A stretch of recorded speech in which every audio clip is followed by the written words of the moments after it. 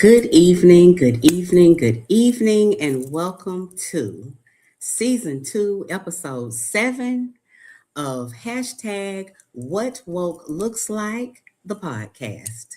I am your host, Yolanda Yoga Spiritualist Hops, and tonight we have a very special guest hailing all the way from the great state, the Sunshine State of Florida, none other than CEO and founder of Onassis Krown LLC, Mr. Lateef Warnick. I am so excited about having this conversation with Lateef this evening. And it's for more reasons than one, but I'll get into that momentarily. First, we have a word from our sponsor, and I'll be right back.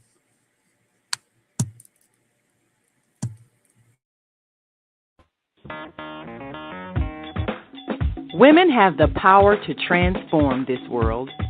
We can end crime and violence if we all agree to do one thing: share. Let's share our wisdom, share our time, share our talents, share our finances, but most of all, let's share our love. This is the female solution.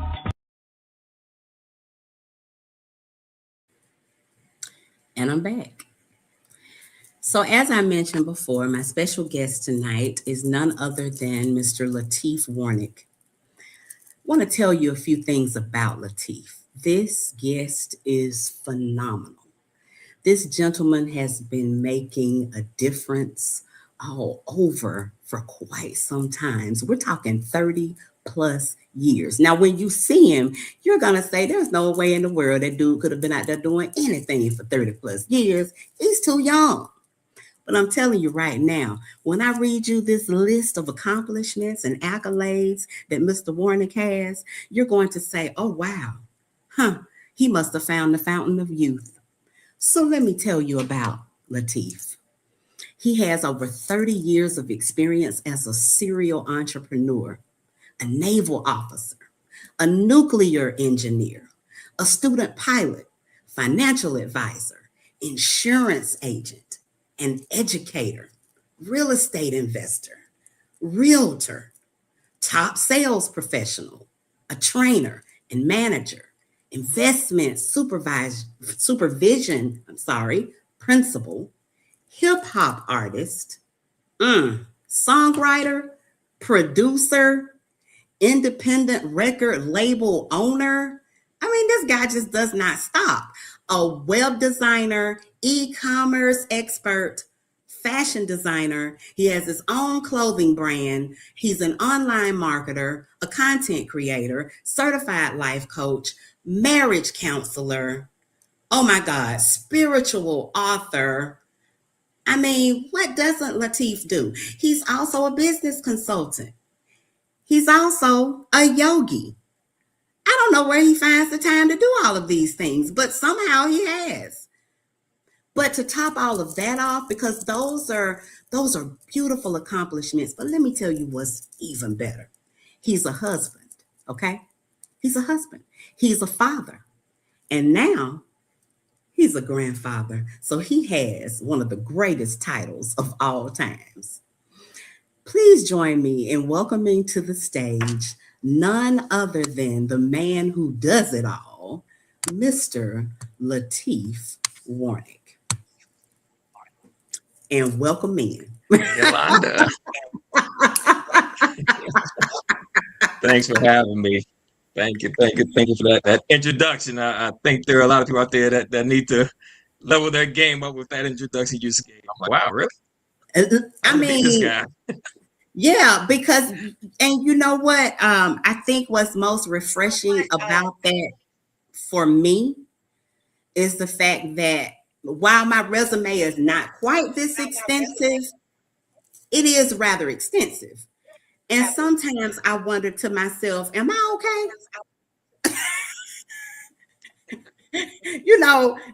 But I think that if we embark upon this journey, this thing we call life, and if we don't burn it all down to the filter, then what was it all for?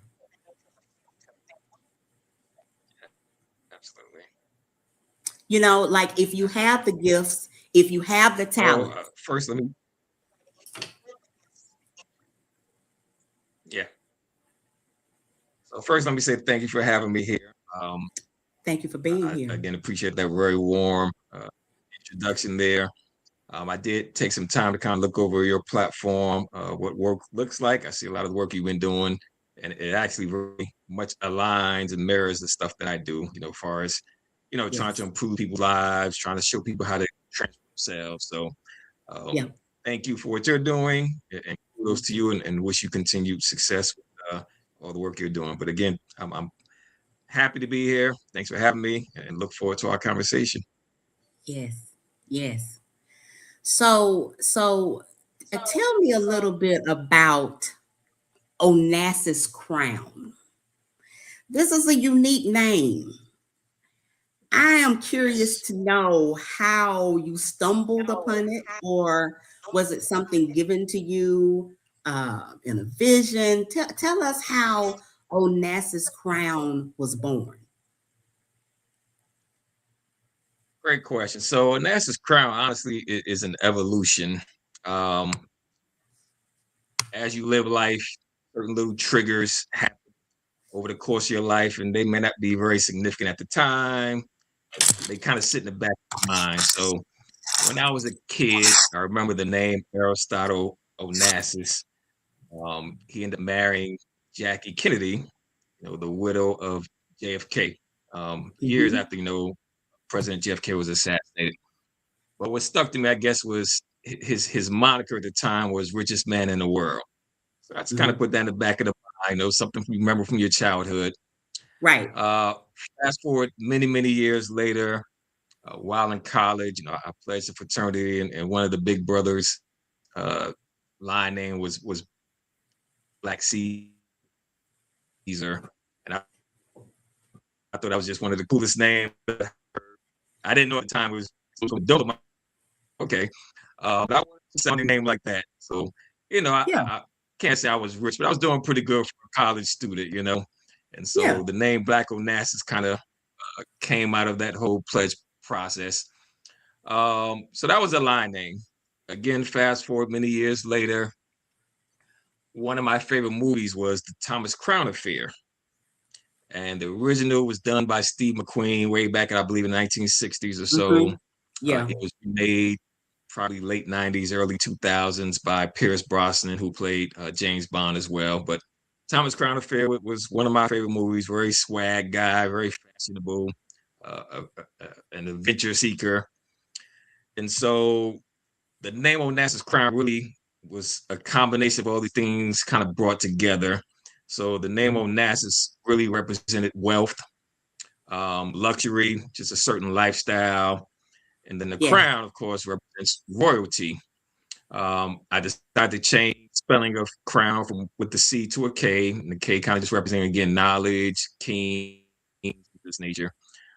Coming from a hip hop background, we tend to remix things quite a bit. Yes. So I kind of remixed the names, combined some things, but I wanted to be something inspirational so that no matter where you come from, the sky's the limit, so to speak. So that's where Onassis crown come from. Just representing wealth, luxury, and royalty, really. Wow. I love that concept. Absolutely love it. Um, and if you don't mind, just would you mind go ahead just for a second, just go ahead and shout out that fraternity if you don't mind. You know what it is. It's who you with. I used. I said, listen at him trying to be all modest. Oh, good. Yes, So yes. I'm subtle with it. Put it in the background. Those no. No, all is well. All is well. We all love our D9 family, and always want to give credit where credit is due, because I do believe that being a part of these organizations is really a stepping stone for us all. It's a great way to build a foundation, for community and things of that nature. So it's just Absolutely. so important, I think, in the current climate that we're in, that we shine a positive light. And I Absolutely, think you know what absolutely. I mean And by I'm that. like your adult sister, and my school, we were all very. I know some entrepreneurs from the D9, so I love networking and connecting Yeah, people, network. Just plug people in. So anytime we can have the yeah, opportunity to do that, we certainly should make the most of it. definitely should make the most of it. I want to go ahead and just let you guys in on a little bit of a secret. Lateef is new to me, but not to my family. He and my husband attended college together back in the day. So he was very quick to say, you got to get this guy on the show. He is doing some amazing things. I've known him forever, and his story just keeps getting better and better. So again, thank you for coming in. Thank you to my better half for even introducing us to each other, because you just never know who you're going to encounter on this journey and how impactful these encounters can be. So we're just so excited to have you here with us tonight. Now tell me a little bit about, because I was doing some snooping around, okay, if you will. I was doing just a little bit of snooping, no cause for alarm. But I thought to myself, let me see what Mr. Warnick is really all about. And in doing so, uh, I came up with a few things that I would love to share, with our audience, because I believe that it is very, very important for us to highlight some of these key points. Loving, of course, this logo here, Onassis Krown. But you talk about the building of kings and queens. Tell me about that movement and how you came to this impasse where you felt as if there was a need to really, really focus on the building of kings and queens. I think I read where you said something to the effect of, everyone has a crown, but not everyone knows how to build it. And I may be paraphrasing that somewhat, but I do believe that was the gist of your message. Absolutely. So, the building of kings and queens is rooted in a number of different things. Obviously, in that logo you have up there, you see the Egyptian pharaoh in there. Um, Mm-hmm. so, we've been kings and queens for a very long time, going back to Africa, going back to ancient Egypt. Of course, the original name of Egypt was Kemet. And when you do your research and homework, you find out that the word Kemet actually means black land. Um, so the building of kings and queens, again, being here in America, we have a unique experience with slavery, just with discrimination, mass incarceration, just the list goes on and on.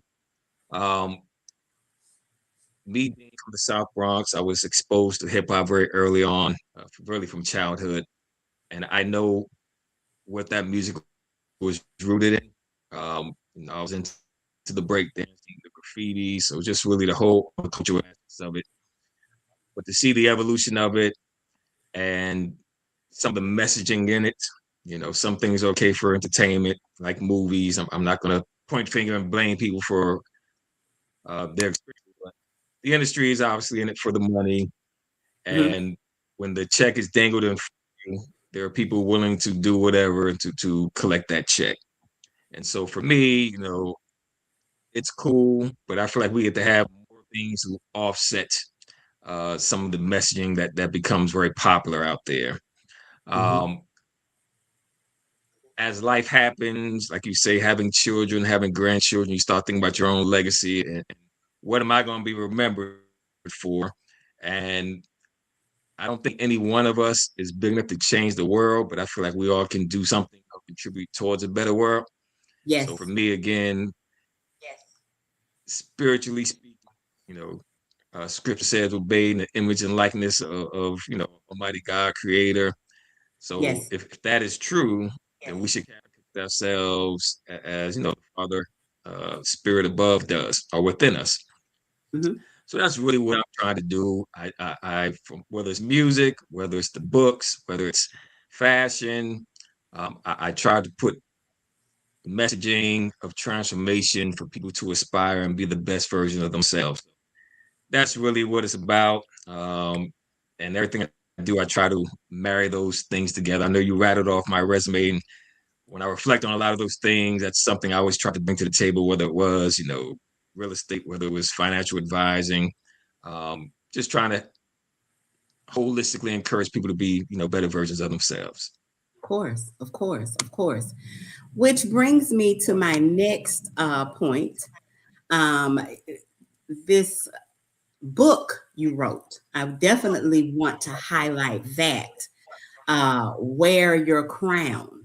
I tell you what, I was so excited. When I saw this, I said to myself, oh, wow, you came up with these 7 jewels for building kings and queens.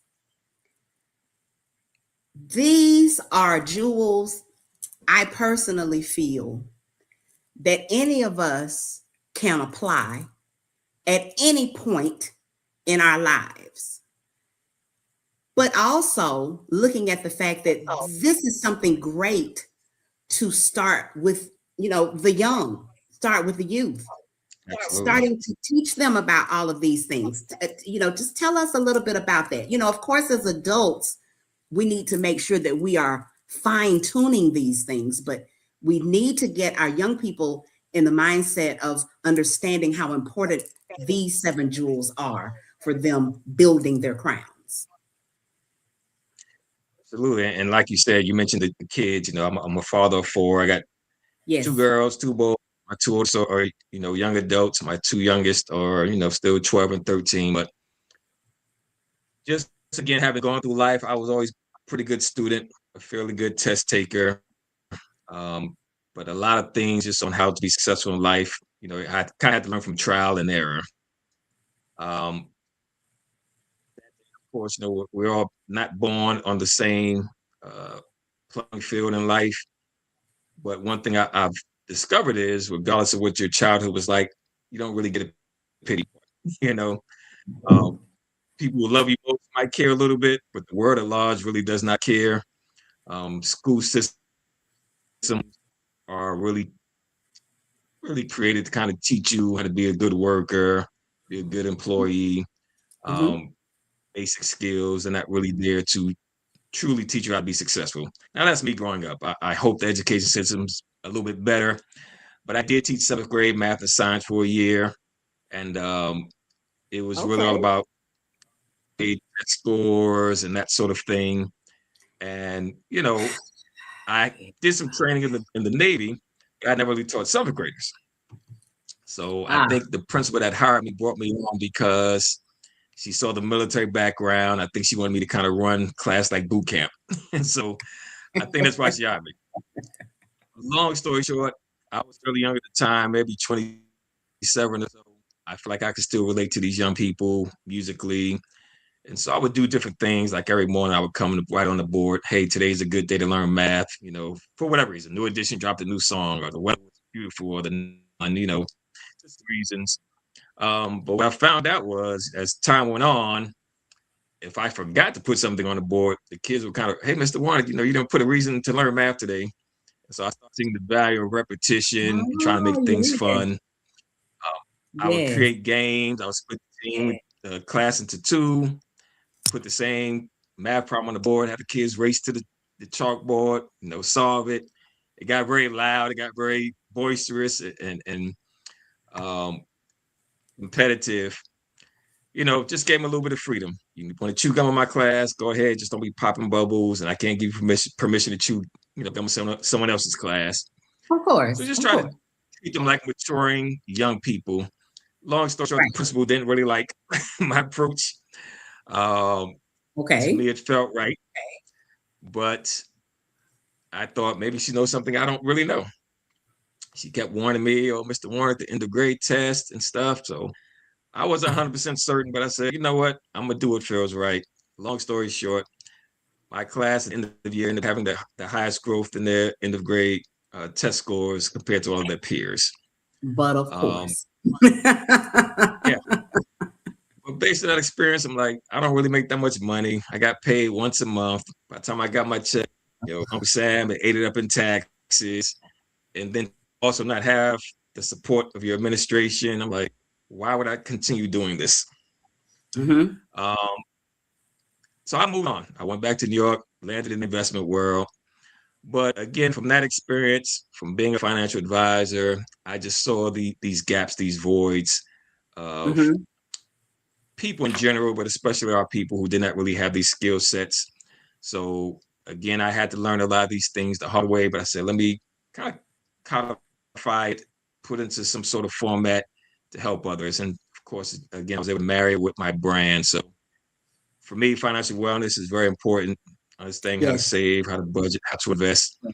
Um, I put asset ownership as a separate jewel. Mm-hmm. Um, People don't always see the value of owning something, whether it's a home, whether it's a Mm-hmm. business, whether it's art, whether it's things that appreciate. You need to be able to go to sleep at night and ideally make money in your sleep.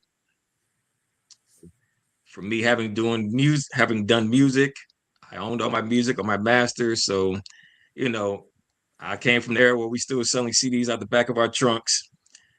I put it on the shelf for a long time, but as technology got better and the streaming came in, I realized, oh, I can put my music on these streaming platforms now Of course. and start Yeah, making for money sure. in perpetuity.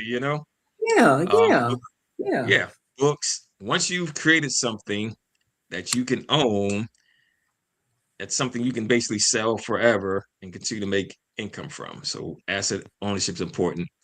Strategic education. You rattled off my resume. For me, and this is something I press again upon my kids, is don't look at school like A's and B's. So many times I have conversations with my kids and like, oh, I got a B, that's good. I said, don't look at Yeah, it as grade. Look at it as learning. And even when you yeah. graduate high school, whether you go to college or not, you should always have a mindset of learning. To Yes, me, to the day you die, you should always be learning new yes, skills, learning, different things. So definitely. strategic education is how can I do that without necessarily always having to be in someone's college or someone's university. Um, you know, Nowadays you have so much access to the World Wide Web. When I was growing up, we had encyclopedias, you know. But yeah, so healthy living, When family, we were spiritual growing up, growth, right? paying for it. Yeah, so once you've acquired these skill sets, for the end of the day, we should all pay it forward to the next generation, pay it forward to our Yes, children, pay it forward to our peers, siblings, even our parents sometimes. Um, but yes, those are the seven jewels. What I never wanted to be, and for me, you see people that accumulate a lot of wealth. We're a lot more than just money. And even when yes, you've got to a certain level of status of financial security, there's just a lot more to life than your bank account. So definitely. without naming any names, you see people that reach the mountaintop of wealth. And for me, it just seemed like they're bad people. you know, I tell Mm, my kids all the time, mm. if you become a billionaire, but you're a bad person of poor character, Yes, and I yes. cannot say I'll be proud of you. I'd Say rather you that. be a janitor or whatever, Definitely. laborious job you have to do. But if you have good Hmm. character, then I've achieved my goal of trying to, raise you the right way. So that's what the seven jewels are really about, just being balanced in our lives. I love that. I love that. Um, and again, I think what stuck out to me was the fact that these are jewels that can be applicable throughout every part of your life, from childhood into adulthood and even into the fall and winter of our lives. If you were to look at our lives as being seasonal, because we should all be continuing to pay it forward. Because there are a generation of people coming behind us that rely on us to do our due diligence and to leave them with somewhat of a blueprint. for how to navigate, life as it were. And it goes beyond just your flesh and blood. Sure. Would you agree? Goes beyond your flesh and blood, goes beyond even, we get caught up in the race a lot. I think race is important because we as a human race say it's important. Yes. Truth be told, I feel like it's not really a real thing. If you look at science, it says genetically speaking, every human being is 99.5% identical. Mhm. Yes, Everything we see in complexion to hair texture to eye colors is based on the 0.5% variation. And yet we seem to definitely. put so much emphasis on that. We're all facing similar challenges in life. And at the end of the day, I wanted my messages to be kind of universal. So hopefully it resonates with everyone that is going through adversity, basically.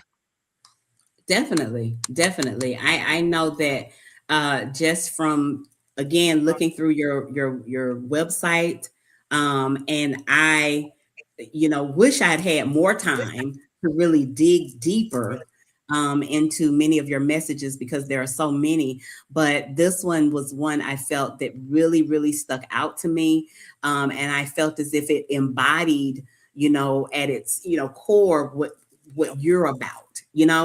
Um, and I know that you've got other books that you've written as well. Would you say that this is the one that is kind of like your signature? It is. It's actually the third book I wrote, so it's the newest of them all. Um, Mm-hmm. I think with anything you do in life, you kind of get better the more you do it. Mm-hmm. Um, my first book, Know Thyself, originally was called Journey of the Soul. That's certainly a much more spiritual, heavy book. I wrote that one. I'll share this quick little story with you. Um, when I got out of the Navy, I moved back to New York, went and looked for a temp job, landed a job. I won't mention the name of these companies, but they want the merger. I had some decent Excel skills, so they hired me. Mm-hmm. The VP took a strong liking to me. I made her life a lot easier. Um, and she said, wait for the dust to settle, because lots of people were getting laid off, literally like 3,000 people were been with the company 10, 15, 20 years. I'm watching people walk out the door, tears in their eyes. Um, so part of that triggered me to say, I don't think I want to be in those shoes, because they weren't being let go for anything they did wrong. It's just business needs. They pivoted. Yeah. So I think that's why you see all this hustle in me is part of that fear of not having to be at the mercy of some corporation that may decide one day we don't need you anymore for no fault of your own. But anyways, this VP did take a life. She set me up for an interview at the World Trade Center. Mm-hmm. So did the interview, went well. This is December of 2000, roughly. Okay. Um, that teaching I mentioned of seventh grade was in Charlotte, North Carolina. And when Ah. I left, I gave my students my information. I said, hey, I'm going back to New York. Reach out to me. You can do so. So right around that Christmas, I get a letter from one of my female students. To my surprise, like, oh, Mr. Warnick, we miss you. And, then the letter goes into, I wish he was my dad and this kind of stuff like that. So it really kind of touched me. Um, my ex, my daughter were living in Orlando at the time. Her and I met in Atlanta. But I'm in New York. I do this interview. Some of the factors going on, cost of living in New York was really expensive. Um, the car I was driving and being pulled over by police officers, just the quality of life. I'm like, this isn't worth staying here anymore. I went to the Mm. VP. This is around January, February of 2001. So, I appreciate everything you've been doing for me. Um, but I'm going to relocate to Atlanta. And so my ex, agreed she would relocate as well. So I said, I'll go Okay. first to kind of get situated so we're not both going to the city to try and get reestablished. I asked the Right. VP, hey, positions in Atlanta I might put, apply for. And she's like, no, we don't really have anything down there, but I respect what you're doing for your family. So, that was the end of that. So I went on and said, okay, I'm leaving. Went down to Atlanta around January, February, like I said, of 2001. And 7 months later, the World Trade Center got hit. Okay. So I reflect and say, man, I could have been in that building had I stayed in New York. and taking this position and whatnot. So what that kind of taught me was, one, money's great. It's not everything. Sometimes you got to follow your heart, do the right things, and you will be provided for. Definitely. So that was that one event. But what came in the aftermath of the whole 9/11 thing was just this real division. I started friends in the military, um, people that I was fairly close to. A lot of people started becoming very opinionated and voicing their opinions. Um, we know the Brits flew the planes into the World Trade Center. Yeah. We believe know what their religious faith was. But for me, I'm like, you can't group an entire group of people or an entire faith off of what a handful of people decided to do. Mm. The way we did a lot of reading, a lot of study. So I've read most of the world's major faiths, Christianity, Judaism, Islam, Hinduism, Buddhism. And for me, I found a common thread in most of these faiths and teachings. Yeah. So that book was really just my thoughts and ideas to try to get others to see we got a lot more in common than we do in difference. Yes. And so I created my own book publishing imprint, which was One Soul, and One Soul was an acronym for One Source of Universal Love. Mm-hmm. It's really what the first book, Know Thyself, came from. Um, just really encouraging people to, one, see the unity of us all and understand that, you can call God what you want. Allah, Jehovah, whatever you want. I feel like one creator. Man tries to assign names to this creator. He's Always. not limited by our words, our beliefs. He transcends all of those things. All of And, them. Jesus said, not a low here nor low there, for behold, the kingdom of God is within. It is. That's ultimately the message in my spiritual teachings in that particular book, Know Thyself. I love that. I love every bit of that. And that is why you are definitely the embodiment of what woke looks like. And we appreciate you for carrying your message thus far. And I'm excited about how much further it will go from this point forward. We're going to take a quick break. This conversation is not over by a long shot, but I do have to pause for a second. And I'm going to, during this time, I'm going to play a quick clip, if it's okay with Lateef, about Onassis Krown. Is that all right with you, brother? Let's do it. All right, let's do it then. Hey yo, stop scrolling, check this out, you're not beholden. A lifestyle brand that'll get your money folded. Onassis Krown, check the streets, it will be found. From LA to the A, up to the boogie down. Wanna rap, drop a fact, who else can give you that? Not just rules, selling jewels to help you get your stacks. The streetwear, the idea of spreading the word. We good in the hood and still got the greed, yeah. You know it's the real thing whenever you see the wings. But more than that, yeah, we tryna build kings and queens. Game every day in the gear to help you straight. And if you like the finer things in life, it's okay. It's the Lord signing off till I'm around in your town. Salute, and oh yeah, by the way, wear your crown.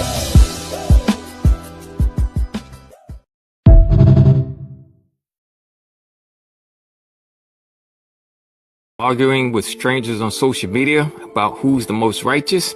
Congratulations, you're not spiritual, you might be religious. Here are 3 ways to tell the difference. Number 1, being religious is having a checklist of rules on how to change the world. Spirituality is changing yourself while having compassion for others. Number 2, religion says, don't question the Lord. Spirituality says, ask a way until your very atoms understand it. Number 3, being religious is claiming seats in heaven like it's some VIP nightclub. Spirituality realizes heaven lies in how you live now, not just a cover charge at the door.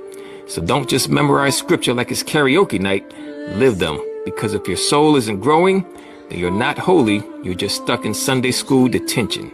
And oh yeah, by the way, wear your crown.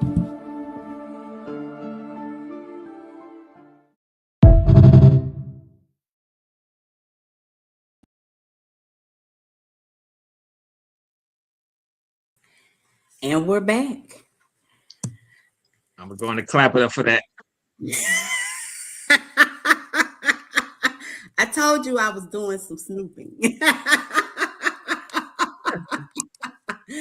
So See those in a little while, but flashbacks. Yeah. So you were probably looking, saying, you know what, that was some of my best work.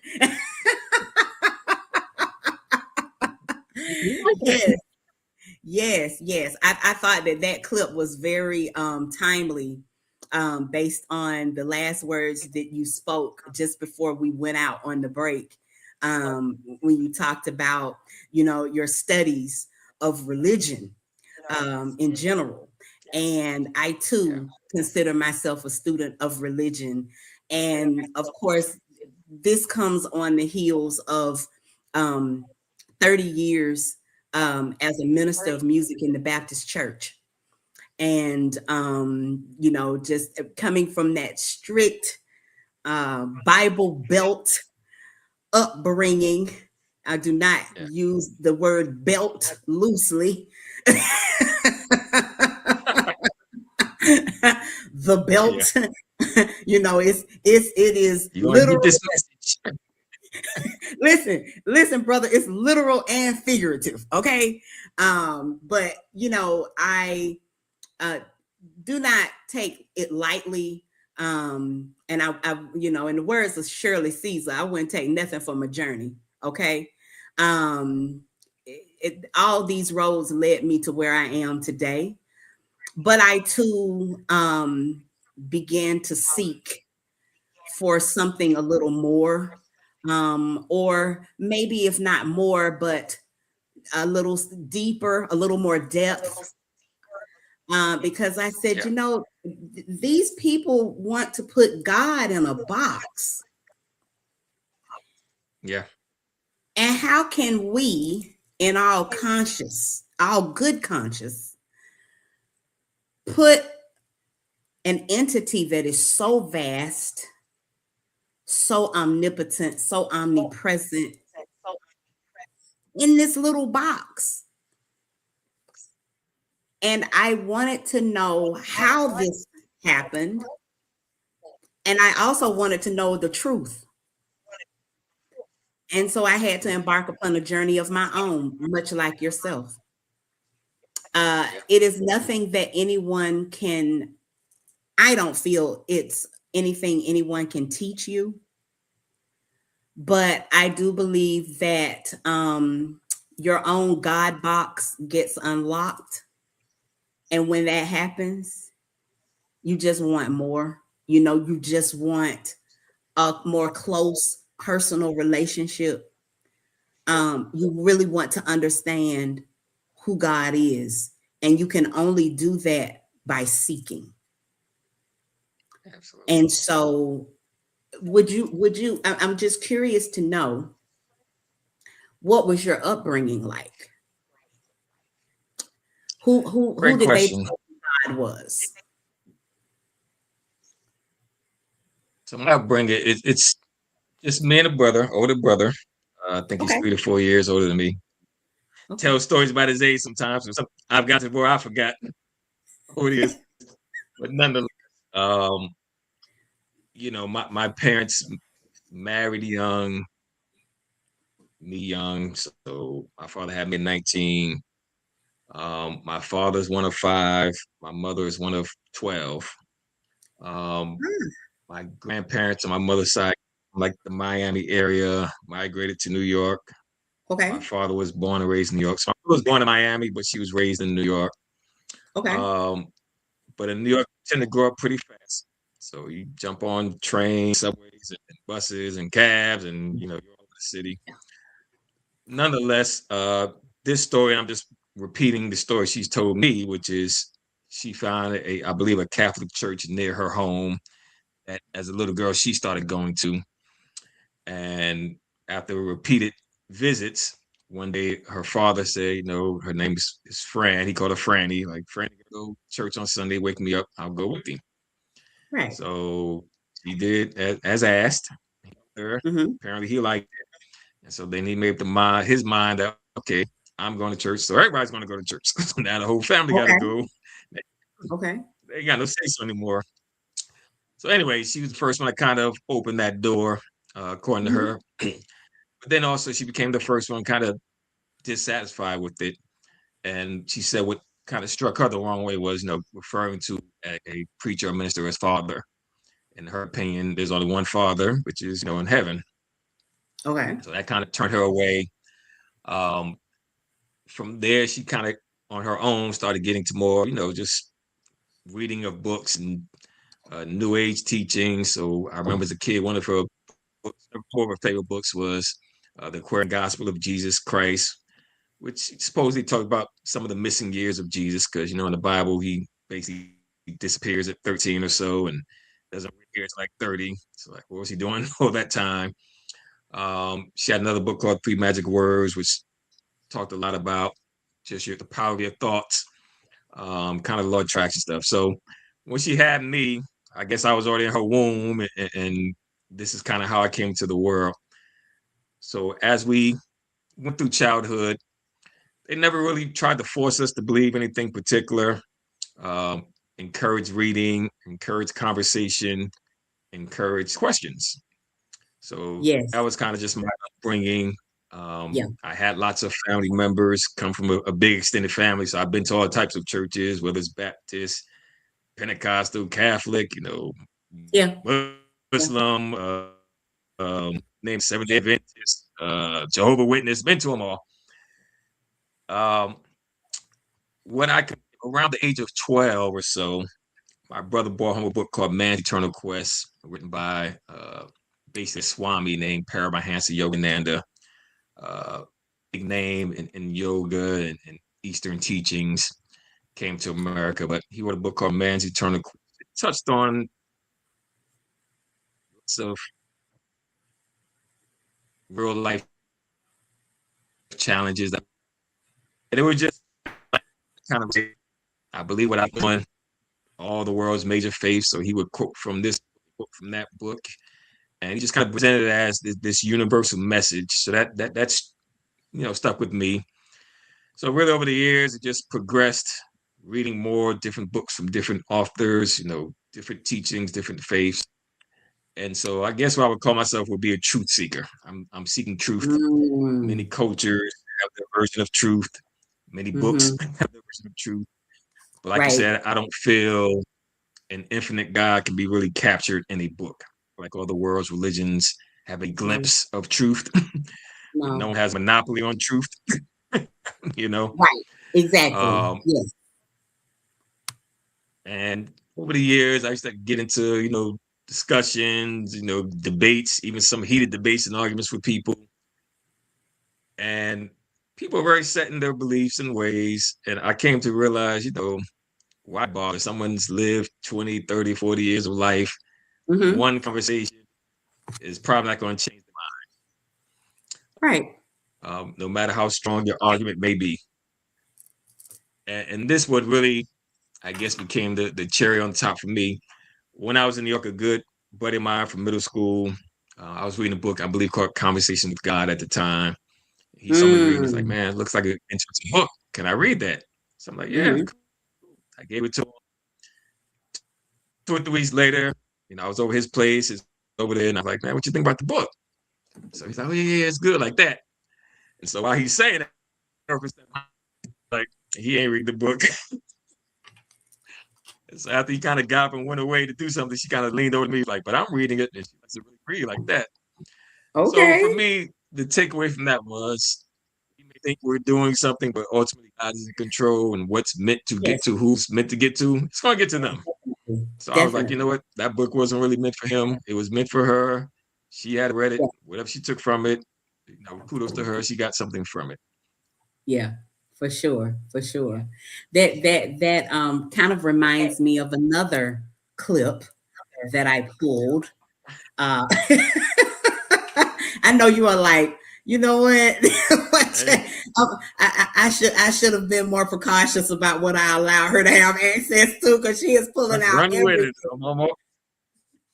But that conversation just kind of slightly reminds me of this particular clip that I want to share right now, and I'm going to pull that up here.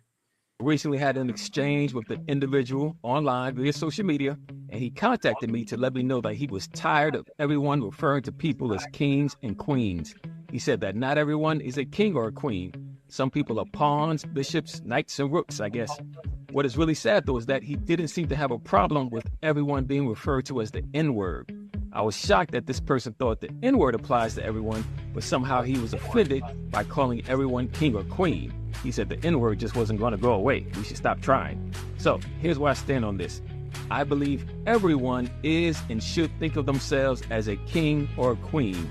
I understand that out in the world, even some kings and queens have to sometimes play the role of a pawn, knight, bishop, or rook. But it's not always about where you currently are in life, but rather where you're trying to go. At a minimum, you should be a king or a queen in your own home. If you act and behave like a pawn in your own home, then your kids won't even respect you.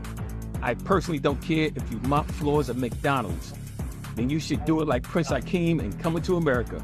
This goes for everything in life. It all starts with your ability to believe that you can be anything. If you can't see yourself as healthy, wealthy, intelligent, attractive, then who else is going to see it and believe it? Start with believing, start with looking in the mirror, at least believe in the dream that you could be a king or queen. The more and more you act and carry yourself as such, then it's... And you might be saying, now, what does that have to do with what we just talked about? Well, my mind works a little differently, so just humor me, if you will. Absolutely. I feel as if it's the same. It's the same when it comes down to the creator, God, Allah, Olodumare, whichever name you would like to give, source. It depends on where you are on your journey as to how you will access that energy. Whether you're a king, queen, pawn, bishop, knight, I don't play chess. I've been saying I was going to get into it and I was going to learn the game, but to that point, or to your point, everyone's journey looks different. And so I feel as if God is going to look different for everybody because, everybody's journey is different. Yes. You're on a different path from the one I'm on. Yes, I had parents, God rest both of them, but they were my parents. They had a job. They had one job. That was to get me here, right? And to get me to a certain point. And then I had to take the reins from there. And so with that being said, how do you in all that you do with the coaching, because I was reading, you've done the marriage counseling. Whew, now Lateef, I tried that for a little while. I realized that wasn't my gift, sir. Okay. Not at that time. And again, sometimes we come to different points in our journey. So it may not have been my bag in 2010, but in 2030, I may be at a point where I want to work with couples again. You got to allow some flexibility in your life, right?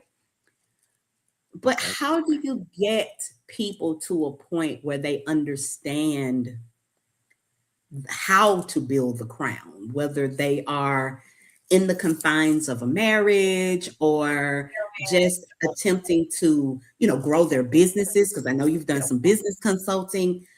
How do you get them to that point where they understand, how important it is for them to build and not just to be complacent with where they are? Absolutely. Great question. Very well thought out. So, like you said, we're all at different stages. We all may have similar bodies and two hands and two feet, but I believe ultimately we are spiritual beings as they having human experiences. Yes. So yes. although we may have physical attributes that are the same, many of us could be as different as night and day. Yes. If you look at life, I look at life as a journey. So some of us may be in kindergarten, us may be on high school level, spiritually speaking. Some of us may be working on our PhDs, spiritually speaking. Yes, we are all equal in God's eyes, and as souls made in His likeness and image. But journey perspective, this of course is relative based on who we are as individuals and our egos. Could be light years apart. So I say that to say, someone like a Jesus, I'm humble enough to say I'm not on the level of a Jesus or a Buddha or any of these enlightened figures. Jesus also said, do not throw pearls before swine; they will trample on it. Yes. Also, his disciples asked him, why do you speak in parables? And basically, he gave to the masses, and then he taught some deeper understandings to those who he felt was prepared and ready to receive. He who has ears to hear the message. So again, I evolved because once upon a time I would enjoy these intellectual debates with people. And one day in reading one of my many books, and one day I actually laid out all the books I read for my children. It really wasn't in all of them because many I had given away over the years, but it was a massive amount. But one day I read something in a book which said, you can basically read books under the sun, but at some point in time, you really have to put the books down. You have to start to look within. So for me, I do meditation, I try to practice yoga, I try to dedicate a piece of my day to those activities. But what I also learned is that, so I'll use this example. My oldest son is 19. He's in Atlanta. I say he's kind of finding himself, going to school and working and these other things. He's a self-proclaimed democratic socialist. Comes from a good heart. He wants to change the world. He's into technology, and how technology can help to feed everyone and house everyone. Very noble idea, sir. Yes. Not being a pessimist, I said the world is and you not everyone. Yeah. Spiritually, we're not long this world. So, they say you're young, not even want to change the world. You get older, you want to change yourself. And so I try to focus on being the best version of yourself, to come full circle back to the kings and queens. There's really spiritual undertones in that. And so you kind of have to meet people where they are many times. Someone may be working on a business. So speaking about asset ownership, be their interest. Yeah. But if you take that bait and you say, oh man, this guy has some great information on entrepreneurship and investing and profit, all these other things, we'll follow those breadcrumbs. I feel it's going to lead you to some inner reflection, looking at yourself, some introspection. And these are the basic tools that lead to looking within. So anything that's going to bring someone to also look within, you use that kind of, you have to give your children some medicine. You maybe sweeten it with a little sugar to get them to take it. That's what really all these platforms I have ultimately are meant to bring people in to find themselves. That's what Know Thyself is about. That's what Warrior Krown is about. That's what the Golden Egg is about. Just bringing in people from paths and just finding out what resonates with them. So it's like in fishing, you throw a wide net.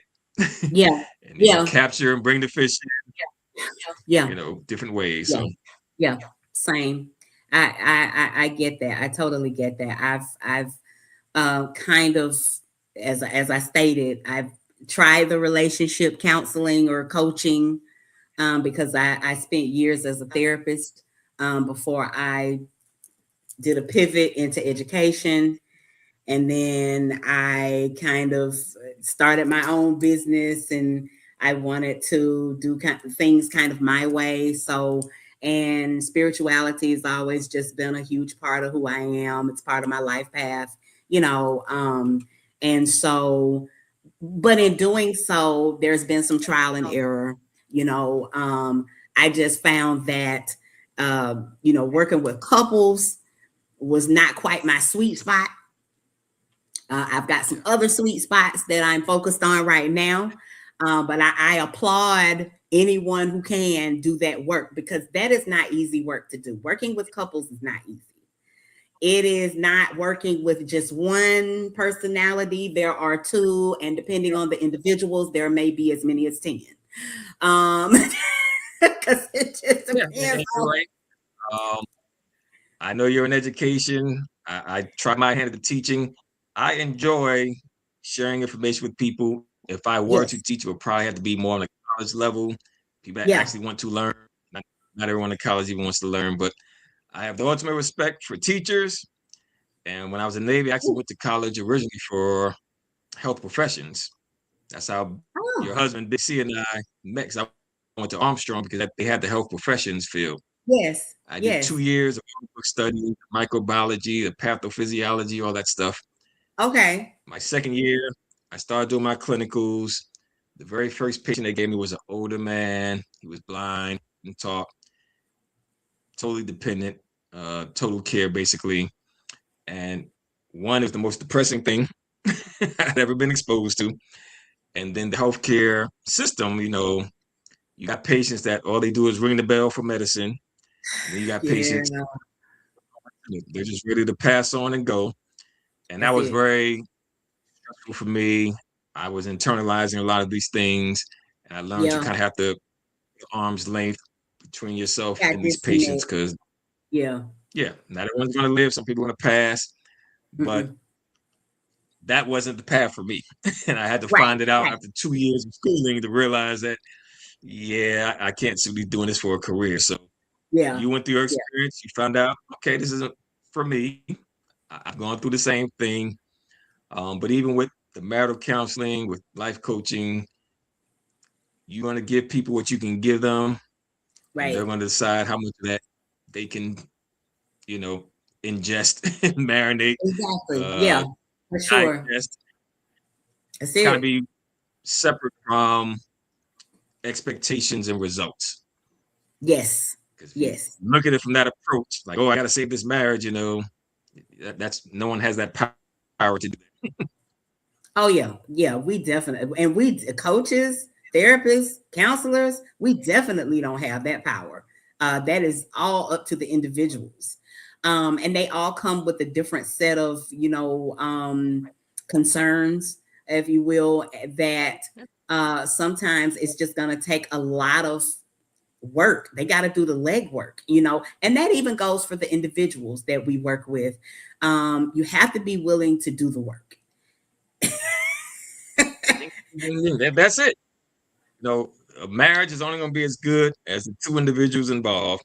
That's it. Again, I say everything comes back to spiritual awareness.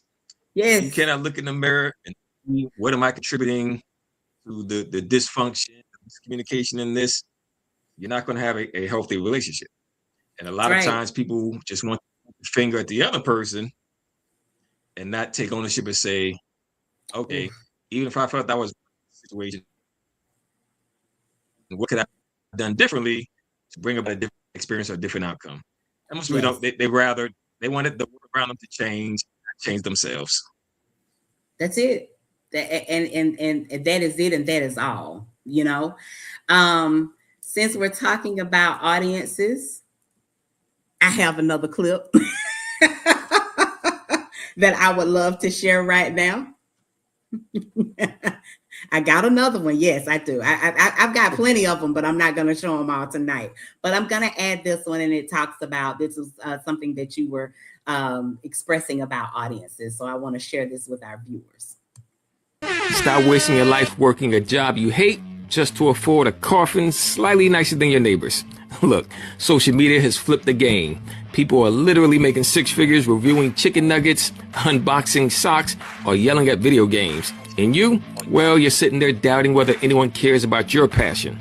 Newsflash, they actually do. Social media is the Wild West where personality prints money. You don't need to be perfect. You just need to be you. Loudly, unapologetically, ridiculously you. Love fashion? Film it. Love fitness? Flex it. Love conspiracy theories about why pigeons are government spies? Well, somebody's already watching. Every scroll is a chance for you to turn obsession into income. So stop treating your dream like a side hustle. Treat it like the main event, because the only thing dumber than failing is never trying at all. And oh yeah, by the way, we're Krown.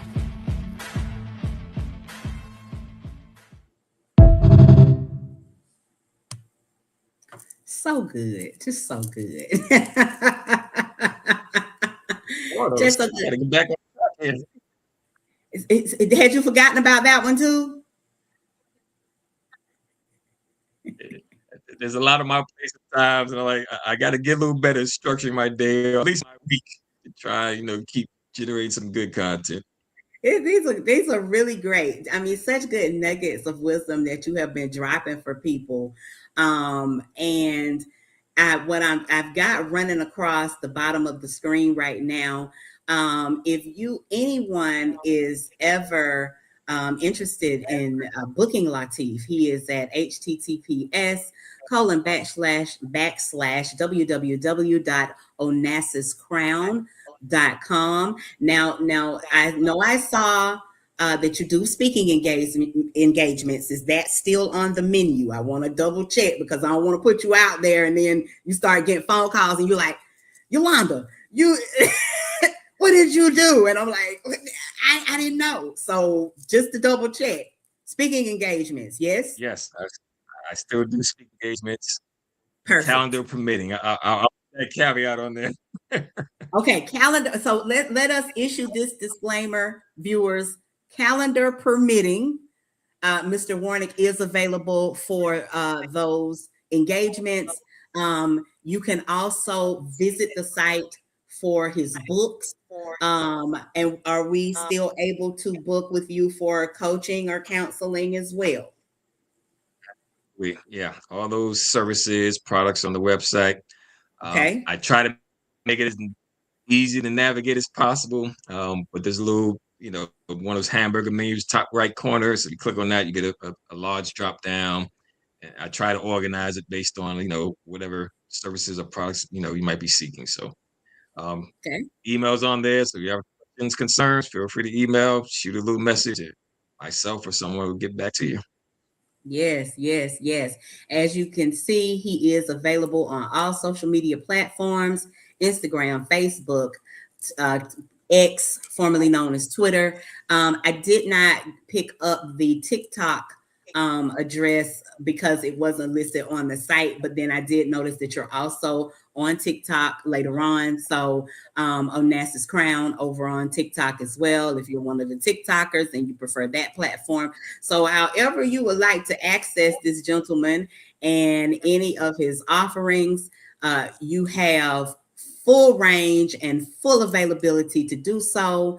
Lateef, I told you, this is the quickest hour in show business. This thing goes by so quickly. I feel like we were just getting warmed up and it is already 9 p.m. Eastern Standard Time. I just want to say from the bottom of my heart, I appreciate you coming on, brother, because I know that you probably have 1,000,001 other things to do, but you thought it not robbery to come and hang out with your girl. So I just appreciate you and your time and your family for availing you to me for an hour, because I'm sure they're looking for you right now saying, well, when is it? Where is he at? Because he said an hour and the hour is up. My son did peek in the door for a minute. I tried to tell you in there. Oh, I'm sure someone has already peeped in the door. I'm sure of that. I did want to just go through just a few quotes really quickly before we disconnect, because these were just too good not to share. Where you said, by the time people realize your worth, you'll be worth more. I love it. I love every bit of that. And that is like the story of my life. I put this up earlier, but as you said, either you go for the life you want or you settle for the life you get. Abundance shines through a mind that is aware of its own infinite nature. That kind of ties into this. He who blames others has a long way to go. He who blames himself is halfway there. He who blames no one has arrived. And that is when you find true abundance, is when you stop placing blame and you choose to do the work for yourself. Yes, I'm sure you agree, because Amen. these are your words, sir. These are your words, sir. Be happy Talk in the to him moment. slow. That's it, sir. Be happy in the moment. That's enough. Each moment is all we need, not more. It's about being present, folks. That's what we got to do. We got to be present, got to be in the moment. And last but not least, don't watch the clock. Do what it does. Just keep going. That's all y'all got to do. Listen, I had to pull them out, man. You got so many nuggets of wisdom. I myself am going to be picking up a copy of, if not one or two, all of your books, because I know that I am going to be abundantly blessed by all of the wisdom, knowledge, and understanding that you have placed inside of each one of them. I hope I can convince you to come back and see me again. Absolutely. Just let me know. I love to come back. I can do this. You know, they say when you love what you do, you never work a day in your life. I truly Amen. take that to heart. Amen. Amen. I learned over the years that things could be hobbies, or things could be just things you enjoy doing. It's not always about money, but if you enjoy what you're doing, if it's beneficial to the world, if it's helping others, then that just, is the icing on the cake. I'm going to get my podcast cranked back up as well. So I would love to bring you on as a guest when the time is right. But yeah, anytime, reach me now, and we'll make some good things happen. All right, sir. Well, again, I appreciate you from the bottom of my heart. Thank you for being the embodiment of hashtag what woke looks like. Stay woke, sir, because we need you. God knows we do. I'm going to close out with a word from our sponsor. We will see everyone next week. Same bad time, same bad channel here on YouTube. Don't forget to check out Onassis Krown. Y'all, and order some clothes too. Let me tell y'all something. I was on there and I was like, you're not about to start shopping because you already done put yourself on restriction. But as soon as I'm off restriction, I think I saw a Delta cap. Absolutely. All right, brother. Thank you again. You know I gotta get it. But yeah. I think I saw some Omega Sci-Fi things too, but we won't get into that tonight. Okay. A little bit. Trying to do too much. Just a little bit. Just not a lot, but just a little bit. I love it. All right. Here's a word from our sponsor, The Female Solution, and we'll look forward to seeing one back next week. Thank you all for coming in and spending time with us this evening. Good night. We've come to the end of our show today. If you missed any broadcasts, go to our website for the audio and video archives at www.thefemalesolution.com. On behalf of our team of radio hosts, I'd like to thank all of you who participated in today's discussions. And to our global family joining us from all around the world, we say thank you. To our family in China, xie xie. India, Dhanyavad. Japan, arigato. Korea, kamsamnida. Russia, spasiba. Germany, danke. Poland, dziękuję. France, merci. Spain, gracias. Italy, grazie. Egypt, shukran. Ghana, madasi. Nigeria, eshe. South Africa, Ngiyabonga. Senegal, Jaref. Kenya, Asante. Israel, Toda. Pakistan, Shukriya. Afghanistan, Tashakur. Saudi Arabia and Palestine, Shukran. Assalamu alaikum wa rahmatullahi wa barakatuhu. Thank you, and may peace be upon you and the mercy of God and God's blessings.